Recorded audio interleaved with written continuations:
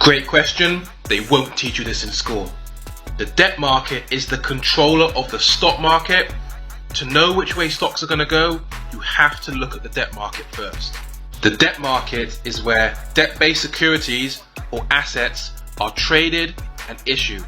These can include securities issued by the likes of government, corporations, central banks, financial institutions, etc. Other examples, you can include bonds and even mortgages as well. With debt market assets or instruments, they provide a payment in the form of interest to the holder.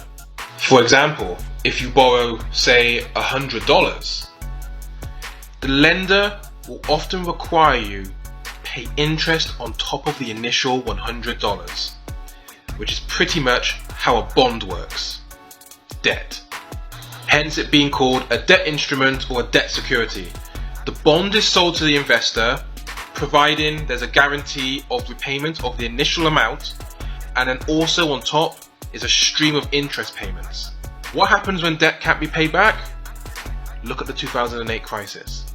This is why a lot of analysts look at the yield figures, such as the 10-year yield, which is made up of numerous types of debt market assets, including bonds, as we've just discussed.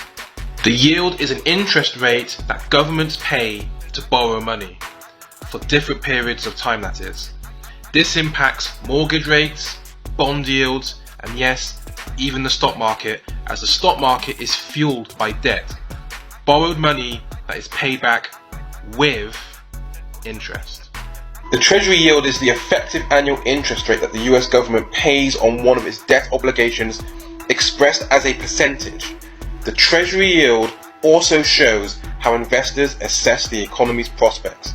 The higher the yields on long-term US Treasuries, the more confidence investors have in the economic outlook. So, in layman's terms, and how we can correlate it with the stock market, which is a derivative of the debt market, the 10-year yield goes up, capital from the debt market is fleeing.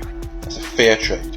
When the 10-year yield goes down, more capital is entering the debt market, which then overflows into other derivative markets such as the stock market. And yes, cryptocurrencies do respond to the debt market fluctuations as well. We can also use other yield percentages to predict recessions. Again, check out the previous video where I discussed this. I've also done a yield percentage in correlation to Bitcoin as well. I'll leave all the links below in the comment section. Our global economy is built on a Ponzi scheme, and eventually it will need to be paid back either way.